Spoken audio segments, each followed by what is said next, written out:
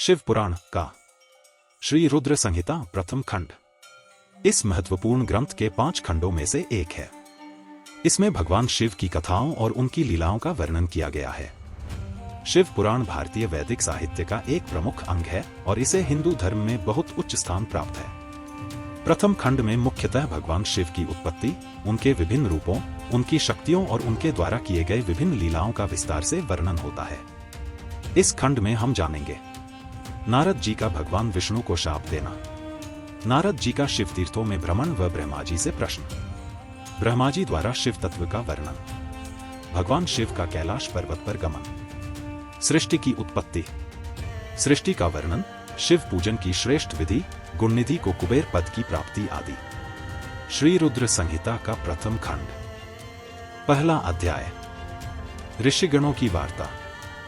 जो विश्व की उत्पत्ति, स्थिति और लय आदि के एकमात्र कारण हैं, गिरिराज कुमारी उमा के पति हैं, जिनकी कीर्ति का कहीं अंत नहीं है, जो माया के आश्रय होकर भी उससे दूर हैं तथा जिनका स्वरूप दुर्लभ है, मैं उन भगवान शंकर की वंदना करता हूँ, जिनकी माया विश्व की सृष्टि करती है।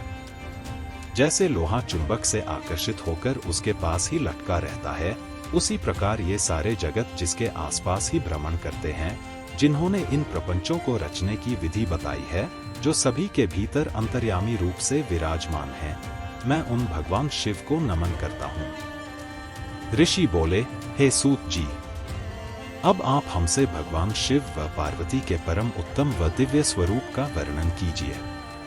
सृष्टि की रचना से पूर्व, सृष्टि के मध्यकाल व अंतकाल में महेश्वर किस प्रकार व किस रूप में स्थित होते हैं?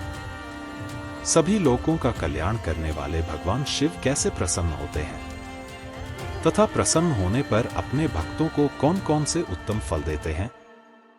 हमने सुना है कि भगवान शिव महान दयालु हैं, अपने भक्तों को कष्ट में नहीं देख सकते। ब्रह्मा, विष्णु और महेश तीनों देवता शिवजी के अंग से ही उत्पन्न हुए हैं। हम पर कृपा कर शिवजी के प्राकट्य, देवी उमा की उत्पत्ति, शिव उमा विवाह, गृहस्थ धर्म एवं शिवजी के अनंत चरित्रों को सुनाइए। सूत जी बोले, हे ऋषियों, आप लोगों के प्रश्न पतित पावनी श्री गंगा जी के समान हैं। ये सुनने वालों, कहने वालों और पूछने वालों इन तीनों को पवित्र करने वाले हैं। आपकी इस कथा को सुनने की आंतरिक इच्छा है, इसलिए आप धन्यवाद के पात्र हैं। ब्राह्मणों, भगवान शंकर का रूप साधु, राजसी और तामसी तीनों प्रकृति के मनुष्यों को सदा आनंद प्रदान करने वाला है। वे मनुष्य जिनके मन में कोई तृष्णा नहीं है, ऐसे महात्मा पुरुष भगवान शिव के गुणों का ज्ञान करते हैं, क्योंकि शिव की भक्ति मन और कानों को प्रिय लगने वाली और संपूर्ण मनोरथों को देने वाली है। हे ऋषियों, मैं आपके प्रश्नों के अनुसार ही शिव के चरित्रों का वर्णन करता हूं, आप उसे आदर पूर्वक श्रवण करें। आपके प्रश्नों के अनुसार ही नारद जी ने अपने पिता ब्रह्मा जी से यही प्रश्न किया था, तब ब्रह्मा जी ने प्रसन्न होकर शिव चरित्र सुनाया था। उसी संवाद को मैं तुम्हें सुनाता हूं, क्योंकि उस संवाद में भवसागर से मुक्त कराने वाले गौरीश की अनेकों आश्चर्यमयी लीलाएं वर्णित हैं। श्री रुद्र संहिता का प्रथम खंड। दूसरा अध्याय, नारद जी की काम वासना। सूत जी बोले, हे ऋषियों, एक समय की बात है, ब्रह्मा पुत्र नारद जी हिमालय पर्वत की एक गुफा में बहुत दिनों से तपस्या कर रहे थे। उन्होंने दृढ़ता पूर्वक समाधि लगाई थी और तप करने लगे थे। उनके उग्र तप का समाचार पाकर देवराज इंद्र कांप उठे। उन्होंने सोचा कि नारद मुनि मेरे स्वर्गलोक के राज्य को छीनना चाहते हैं। यह ख्याल आते ही इंद्र ने उनकी तपस्या में विघ्न डालने की कोशिश की। उन्होंने कामदेव को बुलाया और कहने लगे, हे कामदेव, तुम मेरे परम मित्र एवं हितैषी हो। नारद हिमाचल पर्वत की गुफा में बैठकर तपस्या कर रहा है। कहीं ऐसा न हो कि वह वरदान में ब्रह्मा जी से मेरा स्वर्ग का राज्य ही मांग बैठे। अतः तुम वहां जाकर उसका तप भंग कर दो। यह आज्ञा पाकर कामदेव वसंत को साथ ले बड़े गर्व से उस स्थान पर गए और अपनी सारी कलाएं रच डाली। कामदेव और वसंत के बहुत प्रयत्न करने पर भी नारद मुनि के मन में कोई विकार उत्पन्न नहीं हुआ। महादेव जी के अनुग्रह से उन दोनों का गर्व चूर्ण हो गया। ऐसा इसलिए हुआ क्योंकि महादेव जी की कृपा से नारद मुनि पर कामदेव का कोई प्रभाव नहीं पड़ा था। पहले उस आश्रम में भगवान शिव ने भी तपस्या की थी। उसी स्थान पर उन्होंने ऋषिमुनियों की तपस्या का नाश करने वाले कामदेव को भस्म कर डाला था। कामदेव को भस्म देखकर उनकी पत्नी रति ने बिलखते हुए भगवान शंकर से उन्हें जीवित करने की प्रार्थना की तथा सभी देवता भी शिव जी से प्रार्थना करने लगे तो भगवान महादेव जी ने कहा था कि कुछ समय पश्चात कामदेव स्वयं जीवित हो जाएंगे। किंतु इस स्थान पर और इसके आसपास जहां तक भस्म दिखाई देती है वहां तक की पृथ्वी पर कामदेव की माया और काम बाण का कोई प्रभाव नहीं पड़ेगा। इस प्रकार उस स्थान से कामदेव लज्जित होकर वापस लौट आया। देवराज इंद्र ने जब यह सुना कि नारद जी पर कामदेव का कोई प्रभाव नहीं पड़ा तो उन्होंने नारद जी की खूब प्रशंसा की। भगवान शिव की माया के कारण वे भूल गए थे कि शिव जी के शाप के कारण उस स्थान पर कामदेव की माया नहीं चल सकती। नारद जी भगवान शिव की कृपा से बहुत समय तक तपस्या करते रहे। अपने तप को पूर्ण हुआ समझकर नारद जी उठे तो उन्हें कामदेव पर विजय प्राप्त करने का ध्यान आया। तब उन्हें मन ही मन इस बात का घमंड हुआ कि उन्होंने कामदेव पर विजय प्राप्त कर ली है। इस प्रकार अभिमान से उनका ज्ञान नष्ट हो गया। वे यह समझ नहीं सके कि कामदेव के पराजित होने में भगवान शंकर की ही माया थी। तब वे अपनी काम विजय की कथा सुनाने के लिए शीघ्र ही कैलाश पर्वत पर जा पहुंचे और भगवान शिव को नमस्कार करके अपनी तपस्या की सफलता का समाचार तथा कामदेव पर विजय प्राप्त करने का समाचार कह सुनाया। यह सब सुनकर महादेव जी ने नारद की प्रशंसा करते हुए कहा, हे नारद जी, आप परम धन्य हैं, परंतु मेरी एक बात याद रखना कि यह समाचार किसी अन्य देवता को मत सुनाना, विशेषकर भगवान विष्णु से तो इस बात को कदापि न कहना। यह वृत्तांत सबसे छिपाकर रखने योग्य है। तुम मेरे प्रिय हो, इसलिए मैं तुम्हें यह आज्ञा देता हूं कि यह बात किसी के सामने प्रकट मत करना। परंतु वे तो शिव की माया से मोहित हो चुके थे, इसलिए उनकी दी शिक्षा को ध्यान में न रखते हुए वे ब्रह्मलोक चले गए। वहां ब्रह्मा जी को नमस्कार कर बोले, मैंने अपने तपोबल से कामदेव को जीत लिया है। यह सुनकर ब्रह्मा जी ने भगवान शिव के चरणों का चिंतन करके सारा कारण जान लिया तथा अपने पुत्र नारद को यह सब किसी और से कहने के लिए मना कर दिया। नारद के मन में अभिमान के अंकुर उत्पन्न हो गए थे, जिसके फलस्वरूप उनकी बुद्धि नष्ट हो गई थी। वे तो तुरंत विष्णुलोक पहुंचकर भगवान विष्णु को यह सारा किस्सा सुनाना चाहते थे। अतः शीघ्र ही वे ब्रह्मलोक से चल दिए। नारद मुनि को आते देखकर भगवान विष्णु सिंहासन से उठ खड़े हुए। उन्होंने नारद को गले लगा लिया और आदर सहित आसन पर बैठाया। भगवान शिव के चरणों का स्मरण करके भगवान विष्णु ने नारद जी से पूछा, नारद जी, आप कहां से आ रहे हैं और इस लोक में आपका शुभागमन किस लिए हुआ है? यह सुनकर नारद जी ने अहंकार सहित अपने तप के पूर्ण होने एवं कामदेव पर विजय प्राप्त करने का समस्त हाल उन्हें कह सुनाया। भगवान विष्णु काम के विजय के असली कारण को समझ चुके थे। वे नारद जी से बोले, हे नारद जी, आपकी कीर्ति एवं निर्मल बुद्धि धन्य है। कम क्रोध एवं लोभ मोह उन मनुष्यों को पीड़ित करते हैं जो भक्तिहीन हैं।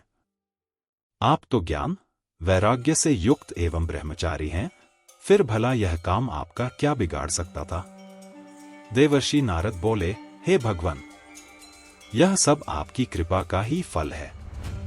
आपकी कृपा के आगे कामदेव की क्या सामर्थ्य है जो मेरा कुछ बिगाड़ सके? मैं तो सदा ही निर्भय हूं। इतना कहकर नारद जी विष्णु भगवान को नमस्कार कर वहां से चल दिए। श्री रुद्र संहिता का प्रथम खंड, तीसरा अध्याय। नारद जी का भगवान विष्णु से उनका रूप मांगना। सूत जी बोले, महर्षियों, नारद जी के चले जाने पर शिव जी की इच्छा से विष्णु भगवान ने एक अद्भुत माया रची। उन्होंने जिस ओर नारद जी जा रहे थे वहां एक सुंदर नगर बना दिया। वह नगर बैकुंठ लोक से भी अधिक रमणीय था। वहां बहुत से विहार स्थल थे। उस नगर के राजा का नाम शीलनिधि था। उस राजा की एक बहुत सुंदर कन्या थी। उन्होंने अपनी पुत्री के लिए स्वयंवर का आयोजन किया था। उनकी कन्या का वरण करने के लिए उत्सुक बहुत से राजकुमार पधारे थे। वहां बहुत चहल पहल थी। इस नगर की शोभा देखते ही नारद जी का मन मोहित हो गया। जब राजा शीलनिधि ने नारद जी को आते देखा तो उन्हें सादर प्रणाम करके स्वर्ण सिंहासन पर बैठाकर उनकी पूजा की। फिर अपनी देव सुंदरी कन्या को बुलाया, जिसने महर्षि के चरणों में प्रणाम किया। नारद जी से उसका परिचय कराते हुए शीलनिधि ने निवेदन किया, महर्षि, यह मेरी पुत्री श्रीमती है। इसके स्वयंवर का आयोजन किया गया है। इस कन्या के गुण दोषों को बताने की कृपा कीजिए। राजा के ऐसे वचन सुनकर नारद जी बोले, राजन, आपकी कन्या साक्षात लक्ष्मी है। इसका भावी पति भगवान शिव के समान वैभवशाली, त्रिलोकजयी, वीर तथा कामदेव को भी जीतने वाला होगा। ऐसा कहकर नारद मुनि वहां से चल दिए। शिव की माया के कारण वे काम के वशीभूत हो सोचने लगे कि राजकुमारी को कैसे प्राप्त करूं। स्वयंवर में आए सुंदर एवं वैभवशाली राजाओं को छोड़कर भला यह मेरा वरण कैसे करेगी। वे सोचने लगे कि नारियों को सौंदर्य बहुत प्रिय होता है। सौंदर्य को देखकर ही श्रीमती मेरा वरण कर सकती है। ऐसा विचार कर नारद जी फिर विष्णुलोक में जा पहुंचे और उन्हें राजा शीलनिधि की कन्या के स्वयंवर के बारे में बताया तथा उस कन्या के साथ विवाह करने की इच्छा व्यक्त की। उन्होंने भगवान विष्णु से प्रार्थना की कि वे अपना रूप उन्हें प्रदान करें ताकि श्रीमती उन्हें ही वरे। सूत जी कहते हैं, महर्षियों, नारद मुनि की ऐसी बात सुनकर भगवान मधुसूदन हंस पड़े और भगवान शंकर के प्रभाव का अनुभव करके उन्होंने इस प्रकार उत्तर दिया। भगवान विष्णु बोले, हे नारद, वहां आप अवश्य जाइए। मैं आपका हित उसी प्रकार करूंगा जिस प्रकार पीड़ित व्यक्ति का श्रेष्ठ वैद्य करता है, क्योंकि तुम मुझे विशेष प्रिय हो। ऐसा कहकर भगवान विष्णु ने नारद मुनि को वानर का मुख तथा शेष अंगों को अपना मनोहर रूप प्रदान कर दिया। तब नारद जी अत्यंत प्रसन्न होते हुए अपने को परम सुंदर समझकर शीघ्र ही स्वयंवर में आ गए और उस राज्य सभा में जा बैठे। उस सभा में रुद्रगण ब्राह्मण के रूप में बैठे हुए थे। नारद जी का वानर रूप केवल कन्या और रुद्रगणों को ही दिखाई दे रहा था, बाकी सबको नारद जी का वास्तविक रूप ही दिखाई दे रहा था। नारद मन ही मन प्रसन्न होते हुए श्रीमती की प्रतीक्षा कर रहे थे।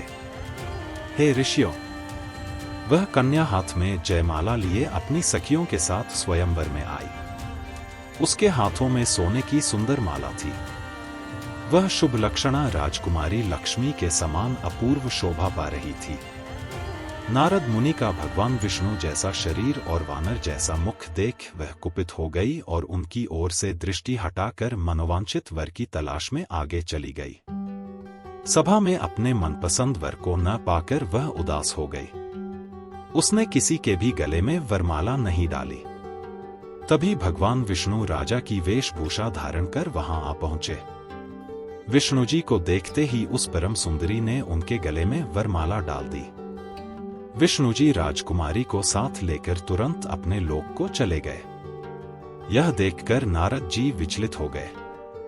तब ब्राह्मणों के रूप में उपस्थित रुद्रगणों ने नारद जी से कहा, हे नारद जी, आप व्यर्थ ही काम से मोहित हो सौंदर्य के बल से राजकुमारी को पाना चाहते हैं।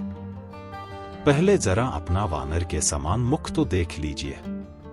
सूत जी बोले, यह वचन सुनकर नारद जी को बड़ा आश्चर्य हुआ। उन्होंने दर्पण में अपना मुंह देखा। वानर के समान मुख को देखकर वे अत्यंत क्रोधित हो उठे तथा दोनों रुद्रगणों को शाप देते हुए बोले, तुमने एक ब्राह्मण का मजाक उड़ाया है, अतः तुम ब्राह्मण कुल में पैदा होकर भी राक्षस बन जाओ। यह सुनकर वे शिवगण कुछ नहीं बोले, बल्कि इसे भगवान शिव की इच्छा मानते हुए उदासीन भाव से अपने स्थान को चले गए और भगवान शिव की स्तुति करने लगे। श्री रुद्र संहिता का प्रथम खंड, चौथा अध्याय। नारद जी का भगवान विष्णु को श्राप देना। ऋषि बोले, हे सूत जी, रुद्रगणों के चले जाने पर नारद जी ने क्या किया और वे कहां गए, इस सब के बारे में भी हमें बताइए। सूत जी बोले, हे ऋषियों, माया से मोहित नारद जी उन दोनों शिवगणों को शाप देकर भी मोहवश कुछ जान न सके। तत्पश्चात क्रोधित होते हुए वे तालाब के पास पहुंचे और वहां जल में पुनः अपनी परछाई देखी तो उन्हें फिर वानर जैसी आकृति दिखाई दी। उसे देखकर नारद जी को और अधिक क्रोध चढ़ आया। वे सीधे विष्णुलोक की ओर चल दिए। वहां पहुंचकर भगवान विष्णु से वे बोले, हे हरि, तुम बड़े दुष्ट हो। अपने कपट से विश्व को मोहने वाले तुम दूसरों को सुखी होता नहीं देख सकते। तभी तो तुमने सागर मंथन के समय मोहिनी का रूप धारण कर दैत्यों से अमृत का कलश छीन लिया था और उन्हें अमृत की जगह मदिरा पिलाकर पागल बना दिया था। यदि उस समय भगवान शंकर दया करके विष को न पीते तो तुम्हारा सारा कपट प्रकट हो जाता। तुम्हें कपटपूर्ण चालें अधिक प्रिय हैं। भगवान महादेव जी ने ब्राह्मणों को सर्वोपरि बताया है। आज तुम्हें मैं ऐसी सीख दूंगा जिससे तुम फिर कभी कहीं भी ऐसा कार्य नहीं कर सकोगे। अब तक तुम्हारा किसी शक्तिशाली मनुष्य से पाला नहीं पड़ा है, इसलिए तुम निडर बने हुए हो, परंतु अब तुम्हें तुम्हारी करनी का पूरा फल मिलेगा। माया मोहित नारद जी क्रोध से खिन्न थे। वे भगवान विष्णु को शाप देते हुए बोले, विष्णु, तुमने स्त्री के लिए मुझे व्याकुल किया है। तुम सभी को मोह में डालते हो। तुमने राजा का रूप धारण करके मुझे छला था, इसलिए मैं तुम्हें शाप देता हूं कि तुम्हारे जिस रूप ने कपटपूर्वक मुझे छला है, तुम्हें वही रूप मिले। तुम राजा होगे और इसी तरह स्त्री का वियोग भोगोगे जिस तरह मैं भोग रहा हूं। तुमने जिन वानरों के समान मेरी आकृति बना दी है, वही वानर तुम्हारी सहायता करेंगे। तुम दूसरों को स्त्री वियोग का दुख देते हो, इसलिए तुम्हें भी यही दुख भोगना पड़ेगा। तुम्हारी स्थिति अज्ञान से मोहित मनुष्य जैसी हो जाएगी। अज्ञान से मोहित नारद जी का श्राप विष्णु भगवान ने स्वीकार कर लिया। तत्पश्चात उन्होंने महालीला करने वाली मोहिनी माया को समाप्त कर दिया। माया के जाते ही नारद जी का खोया हुआ ज्ञान लौट आया और उनकी बुद्धि पहले की तरह हो गई। उनकी सारी व्याकुलता चली गई तथा मन में आश्चर्य उत्पन्न हो गया। यह सब जानकर नारद जी बहुत पछताने लगे और अपने को धिक्कारते हुए भगवान विष्णु के चरणों में गिर पड़े और उनसे क्षमा मांगने लगे। नारद जी कहने लगे कि मैंने अज्ञानवश होकर और माया के कारण आपको जो शाप दे दिया है वह झूठा हो जाए। भगवान, मेरी बुद्धि खराब हो गई थी जो मैंने आपके लिए बुरे वचन अपनी जबान से निकाले। मैंने बहुत बड़ा पाप किया है। हे प्रभु, मुझ पर कृपा कर मुझे ऐसा कोई उपाय बताइए जिससे मेरा सारा पाप नष्ट हो जाए। कृपया मुझे प्रायश्चित का तरीका बताइए। तब श्री विष्णु ने उन्हें उठाकर मधुर वाणी में कहा, हे महर्षि, आप दुखी न हो, आप मेरे श्रेष्ठ भक्त हैं, इसमें कोई संदेह नहीं है। नारद जी, आप चिंता मत कीजिए, आप परम धन्य हैं। आपने अहंकार के वशीभूत होकर भगवान शिव की आज्ञा का पालन नहीं किया था, इसलिए उन्होंने ही आपका गर्व नष्ट करने के लिए यह लीला रची थी। वे निर्गुण और निर्विकार हैं और सत, रज और तम आदि गुणों से परे हैं। उन्होंने अपनी माया से ब्रह्मा, विष्णु और महेश तीनों रूपों को प्रकट किया है। निर्गुण अवस्था में उन्हीं का नाम शिव है। वे ही परमात्मा, महेश्वर, परब्रह्म, अविनाशी, अनंत और महादेव नामों से जाने जाते हैं। उन्हीं की आज्ञा से ब्रह्मा जी जगत के सृष्टा हुए हैं। मैं तीनों लोकों का पालन करता हूं और शिवजी रुद्र रूप में सबका संहार करते हैं। वे शिव स्वरूप सबके साक्षी हैं। वे माया से भिन्न और निर्गुण हैं। वे अपने भक्तों पर सदा दया करते हैं। मैं तुम्हें समस्त पापों का नाश करने वाला, भोग एवं मोक्ष प्रदान करने वाला उपाय बताता हूं। अपने सारे शकों एवं चिंताओं को त्याग कर भगवान शंकर की यश और कीर्ति का गुणगान करो और सदा अनन्य भाव से शिवजी के शतनाम स्तोत्र का पाठ करो। उनकी उपासना करो तथा प्रतिदिन उनकी पूजा अर्चना करो। जो मनुष्य शरीर, मन और वाणी द्वारा भगवान शिव की उपासना करते हैं, उन्हें पंडित या ज्ञानी कहा जाता है। जो मनुष्य शिव जी की भक्ति करते हैं, उन्हें संसार रूपी भवसागर से तत्काल मुक्ति मिल जाती है। जो लोग पाप रूपी दावानल से पीड़ित हैं, उन्हें शिव नाम रूपी अमृत का पान करना चाहिए। वेदों का पूर्ण ज्ञान प्राप्त करने के पश्चात ही ज्ञानी मनुष्यों ने शिव जी की पूजा को जन्म मरण रूपी बंधनों से मुक्त होने का मनुष्यों सर्वश्रेष्ठ साधन बताया है। इसलिए आज से ही रोज भगवान शिव की कथा सुनो और कहा करो तथा उनका पूजन किया करो। अपने हृदय में भगवान शिव के चरणों की स्थापना करो तथा उनके तीर्थों में निवास करते हुए उनकी स्तुति कर उनका गुणगान करो। इसके बाद नारद जी, तुम मेरी आज्ञा से अपने मनोरथ की सिद्धि के लिए ब्रह्मलोक जाना।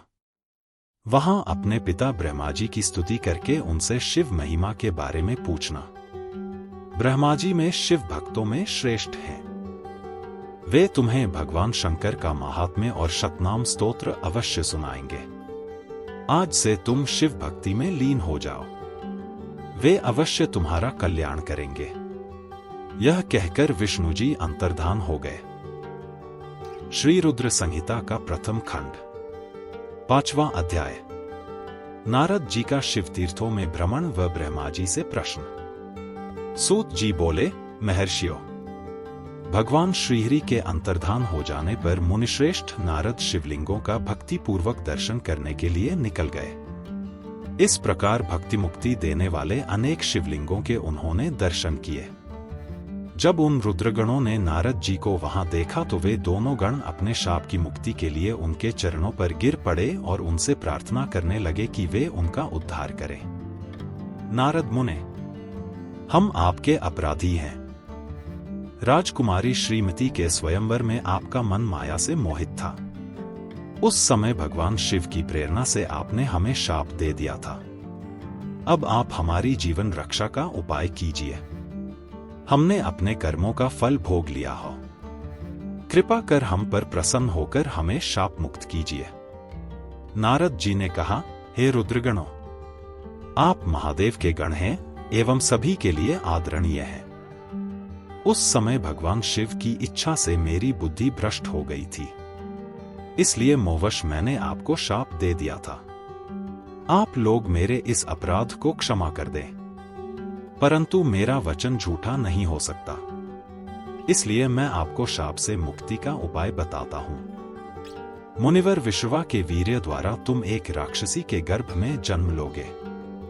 समस्त दिशाओं में रावण और कुंभकर्ण के नाम से प्रसिद्धि पाओगे। राक्षसराज का पद प्राप्त करोगे। तुम बलवान व वैभव से युक्त होोगे। तुम्हारा प्रताप सभी लोकों में फैलेगा। समस्त ब्रह्मांड के राजा होकर भी भगवान शिव के परम भक्तों में होोगे। भगवान शिव के ही दूसरे स्वरूप श्री विष्णु के अवतार के हाथों से मृत्यु पाकर तुम्हारा उद्धार होगा तथा फिर अपने पद पर प्रतिष्ठित हो जाओगे। सूत जी कहने लगे कि इस प्रकार नारद जी का कथन सुनकर वे दोनों रुद्रगण प्रसन्न होते हुए वहां से चले गए और नारद जी भी आनंद से सराबोर हो मन ही मन शिव जी का ध्यान करते हुए शिव तीर्थों का दर्शन करने लगे। इसी प्रकार भ्रमण करते करते वे शिव की प्रिय नगरी काशीपुरी में पहुंचे और काशीनाथ का दर्शन कर उनकी पूजा उपासना की। श्री नारद जी शिव जी की भक्ति में डूबे, उनका स्मरण करते हुए ब्रह्मलोक को चले गए। वहां पहुंचकर उन्होंने ब्रह्मा जी को आदर पूर्वक नमस्कार किया और उनकी स्तुति करने लगे। उस समय उनका हृदय शुद्ध हो चुका था और उनके हृदय में शिव जी के प्रति भक्ति भावना ही थी और कुछ नहीं। नारद जी बोले, हे पितामह, आप तो परमब्रह्म परमात्मा के स्वरूप को अच्छी प्रकार से जानते हो। आपकी कृपा से मैंने भगवान विष्णु के महात्म्य का ज्ञान प्राप्त किया है एवं भक्ति मार्ग, ज्ञान मार्ग, तपो मार्ग, दान मार्ग तथा तीर्थ मार्ग के बारे में जाना है, परंतु मैं शिव तत्व के ज्ञान को अभी तक नहीं जान पाया हूं। मैं उनकी पूजा विधि को भी नहीं जानता हूं। अतः अब मैं उनके बारे में सभी कुछ जानना चाहता हूं। मैं भगवान शिव के विभिन्न चरित्रों, उनके स्वरूप तथा वे सृष्टि के आरंभ में, मध्य में किस रूप में थे, उनकी लीलाएं कैसी होती हैं और प्रलय काल में भगवान शिव कहाँ निवास करते हैं, उनका विवाह तथा उनके पुत्र कार्तिकेय के जन्म आदि की कथाएं मैं आपके श्रीमुख से सुनना चाहता हूँ। भगवान शिव कैसे प्रसन्न होते हैं और प्रसन्न होने पर क्या क्या प्रदान करते हैं, इस संपूर्ण वृत्तांत को मुझे बताने की कृपा करें। अपने पुत्र नारद की ये बातें सुनकर पितामह ब्रह्मा बहुत प्रसन्न हुए।